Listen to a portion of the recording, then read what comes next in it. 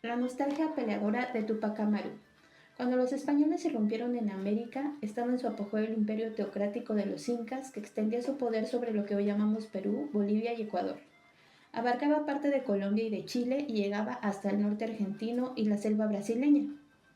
La Confederación de los Aztecas había conquistado un alto nivel de eficacia en el Valle de México, y en Yucatán y Centroamérica la civilización espléndida de los mayas persistía en los pueblos herederos, organizados por el trabajo y la guerra.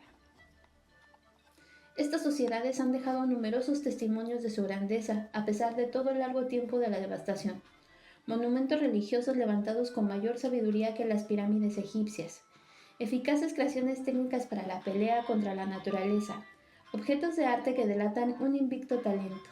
En el Museo de Lima pueden verse centenares de cráneos que fueron objeto de trepanaciones y curaciones con placas de oro y plata por parte de los cirujanos incas.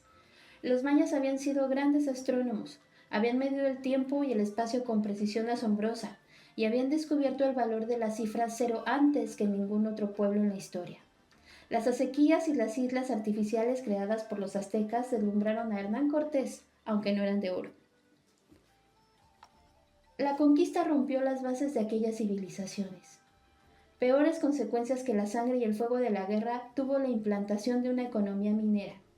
Las minas exigían grandes desplazamientos de población y desarticulaban las unidades agrícolas comunitarias. No solo extinguían vidas innumerables a través del trabajo forzado, sino que además indirectamente abatían el sistema colectivo de cultivos.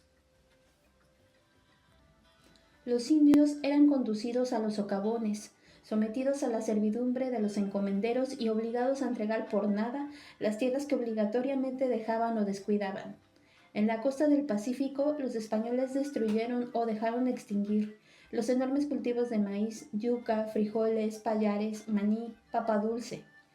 El desierto devoró rápidamente grandes extensiones de tierra que habían recibido la vida de la red incaica de irrigación. 4 siglos y medio después de la conquista solo quedan rocas y matorrales en el lugar de la mayoría de los caminos que unían el imperio. Aunque las gigantescas obras públicas de los incas fueron en su mayor parte borradas por el tiempo o por la mano de los usurpadores, restan aún dibujadas en la cordillera de los Andes las interminables terrazas que permitían y todavía permiten cultivar las laderas de las montañas. Un técnico norteamericano estimaba en 1936 que si en ese año se hubiera construido con métodos modernos, estas terrazas hubieran costado unos $30,000 por acre. Las terrazas y los acueductos de irrigación fueron posibles en aquel imperio que no conocía la rueda, el caballo ni el hierro, merced a la prodigiosa organización y a la perfección técnica lograda a través de una sabia división del trabajo, pero también gracias a la fuerza religiosa que regía la relación del hombre con la tierra, que era sagrada y estaba, por lo tanto, siempre viva. También habían sido asombrosas las respuestas aztecas al desafío de la naturaleza. En nuestros días, los turistas conocen por jardines flotantes las pocas islas sobrevivientes en el lago desecado donde ahora se levanta sobre las ruinas indígenas la capital de México. Esas islas habían sido creadas por los aztecas para dar respuesta al problema de la falta de tierras en el lugar elegido para la creación de Tenochtitlan.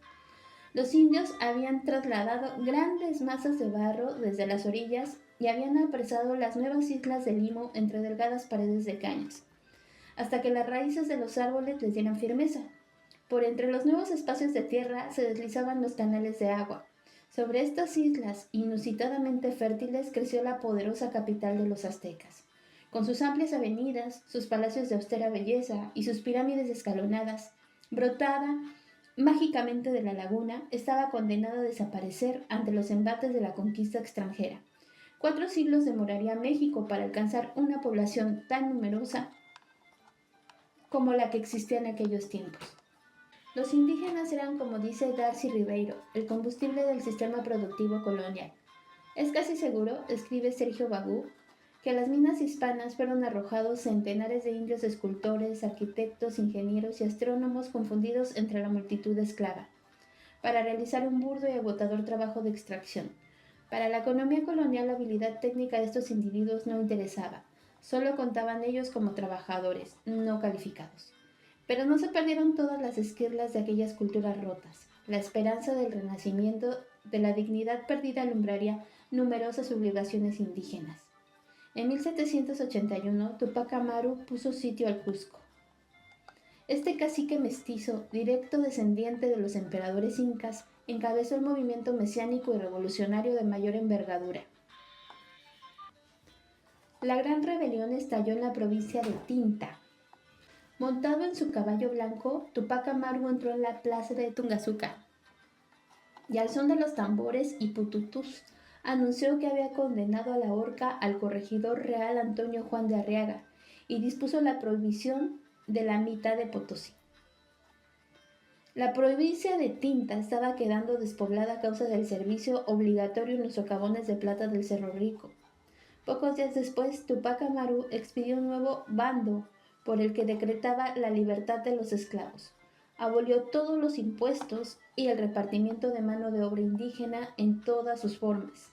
Los indígenas se sumaban por millares y millares a las fuerzas del padre de todos los pobres y de todos los miserables y desvalidos. Al frente de sus guerrilleros, el caudillo se lanzó sobre el Cusco. Marchaba predicando arengas. Todos los que murieran bajo sus órdenes en esta guerra resucitarían para disfrutar las felicidades y las riquezas de las que habían sido despojados por los invasores. Se sucedieron victorias y derrotas. Por fin traicionado y capturado por uno de sus jefes, Tupac Amaru fue entregado cargado de cadenas a los realistas.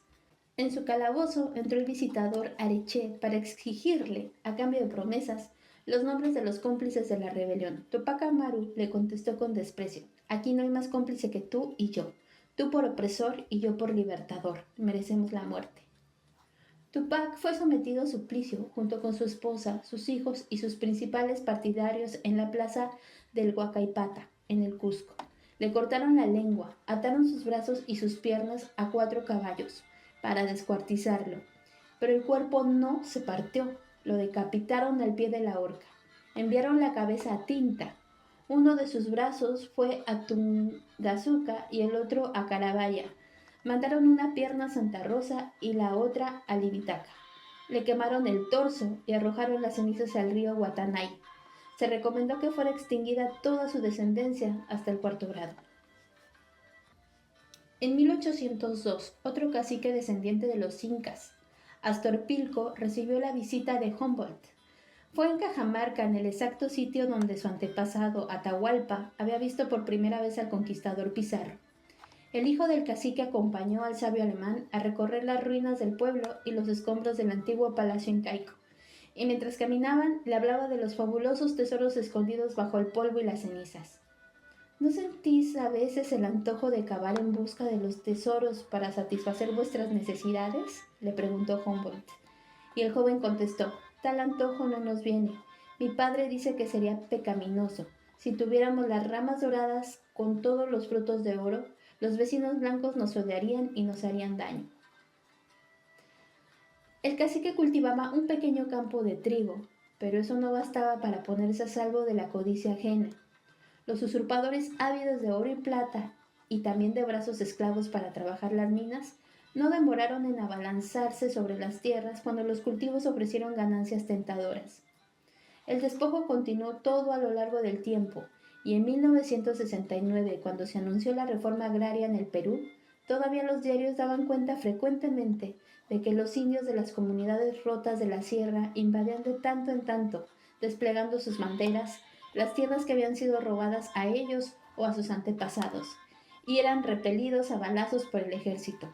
Hubo que esperar casi 2 siglos desde Tupac Amaru para que el general nacionalista Juan Velasco Alvarado recogiera y aplicara aquella frase del cacique, de resonancias inmortales: «Campesino, el patrón ya no comerá más tu pobreza». Otros héroes que el tiempo se ocupó de rescatar de la derrota fueron los mexicanos Hidalgo y Morelos.